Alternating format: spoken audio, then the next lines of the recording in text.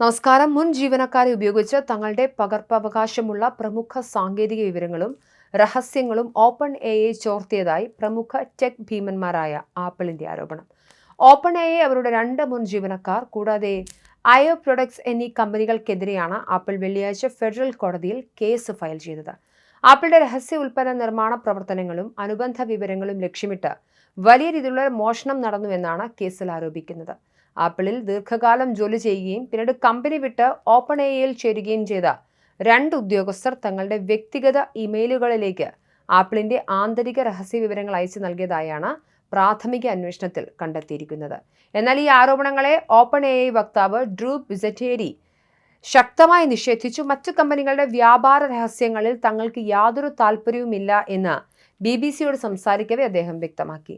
ആപ്പിളിന്റെ പരാതി വിശദമായി പരിശോധിച്ചു വരികയാണെന്നും ലോകമെമ്പാടുമുള്ള ആളുകൾക്ക് ഉപകാരപ്രദമാകുന്ന രീതിയിൽ പുതിയ സാങ്കേതിക വിദ്യകൾ വികസിപ്പിക്കുന്നതിലാണ് തങ്ങൾ നിലവിൽ ശ്രദ്ധ കേന്ദ്രീകരിച്ചിരുന്നതെന്നും അദ്ദേഹം കൂട്ടിച്ചേർത്തു. അതേസമയം കൃത്യമായ വ്യക്തമായ തെളിവുകളുടെ അടിസ്ഥാനത്തിലാണ് ഈ നിയമ നടപടിയെന്ന് ആപ്പിൾ വക്താവും വ്യക്തമാക്കി. ജനപ്രിയ AI ചാറ്റ്ബോട്ടായ ChatGPT-യുടെ നിർമ്മാതാക്കളായ ഓപ്പൺ എഐയും ആപ്പിളും തമ്മിലുള്ള ബന്ധത്തിൽ വലിയൊരു വിള്ളലാണ് ഈ സംഭവം ഉണ്ടാക്കിയിരിക്കുന്നത്.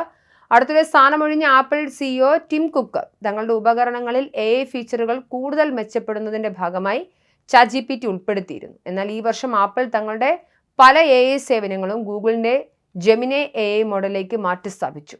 ഏപ്രിലിൽ ടിം കുക്ക് പദവി ഒഴിയുന്നതായി പ്രഖ്യാപിച്ചപ്പോൾ open AI CEO Sam Altman അദ്ദേഹത്തെ ഒരു ഇതിഹാസം എന്ന് പുകഴ്ത്തുകയും ആപ്പിളിന് നൽകിയ സംഭാവനകൾക്ക് നന്ദി അറിയിക്കുകയും ചെയ്തിരുന്നു.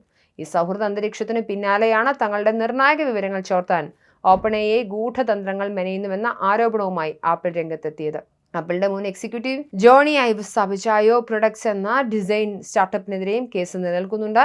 കഴിഞ്ഞ വർഷമാണ് ഈ കമ്പനി ഓപ്പൺ എഐ ഏറ്റെടുത്തത്. ഒപ്പം ആപ്പിളിൽ 8 വർഷത്തോളം സീനിയർ ഇലക്ട്രിക്കൽ എഞ്ചിനീയർ ആയിരുന്ന Chang Liu iPhone, Apple watch എന്നിവയുടെ ഡിസൈനർ വൈസ് പ്രസിഡന്റായി 24 വർഷത്തോളം സേവനമനുഷ്ഠിക്കുകയും നിലവിൽ ഓപ്പൺ എഐയുടെ ചീഫ് ഹാർഡ്വെയർ ഓഫീസറുമായ ടാങ് യെ ടാൻ എന്നിവർക്കെതിരെയും നിയമ നടപടി സ്വീകരിച്ചിട്ടുണ്ട്. പ്രധാന പദ്ധതികൾ, പങ്കാളിത്ത ബന്ധങ്ങൾ, നിർമ്മാണ സാങ്കേതിക വിദ്യകൾ, പുറത്തിറങ്ങാനിരിക്കുന്ന ഉൽപ്പന്നങ്ങൾ എന്നിവയെക്കുറിച്ചുള്ള മുൻ ജീവനക്കാരുടെ അറിവുകൾ ചൂഷണം ചെയ്ത് ഓപ്പൺ എഐ തങ്ങളുടെ പ്രവർത്തനങ്ങൾ വ്യാപിപ്പിക്കാൻ ശ്രമിച്ചുവെന്നാണ് ആപ്പിളിന്റെ ആരോപണം. നിലവിലുള്ള ആപ്പിൾ ജീവനക്കാരെ ഓപ്പൺ എഐ ഇന്റർവ്യൂവിന് വിളിക്കുമ്പോഴും നിർണായക വിവരങ്ങൾ ചോർത്താൻ ശ്രമിച്ചതായി പറയപ്പെടുന്നു.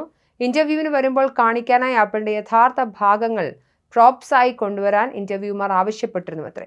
ഹാർഡ്വെയർ വിപണിയിലേക്ക് പ്രവേശിക്കാനുള്ള ഓപ്പൺ എഐയുടെ ശ്രമങ്ങൾക്ക് ആപ്പിളിന്റെ വിവരങ്ങൾ ദുരുപയോഗം ചെയ്തുവെന്ന് ചൂണ്ടിക്കാട്ടി പ്രതിസ്ഥാനത്തുള്ള എല്ലാവർക്കും എതിരെയാണ് ആപ്പിളിന്റെ കേസ്.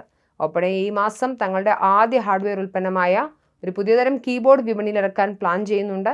കൂടാതെ പബ്ലിക് ലിസ്റ്റഡ് കമ്പനിയാകാനും അവർ തയ്യാറെടുക്കുകയാണ്. കമ്പനി നേതൃത്വം തന്നെ ഇത്തരം അനാശാസ്യ പ്രവർത്തനങ്ങൾക്ക് വഴിയൊരുക്കുന്നതിനാൽ ഓപ്പൺ എഐയുടെ പുതിയ ഹാർഡ്വെയർ ബിസിനസ് പൂർണ്ണമായും നിയമവിരുദ്ധമായ അടിത്തറയിലാണ് നിൽക്കുന്നതെന്ന് ആപ്പിൾ ഹർജിയിൽ കുറ്റപ്പെടുത്തി.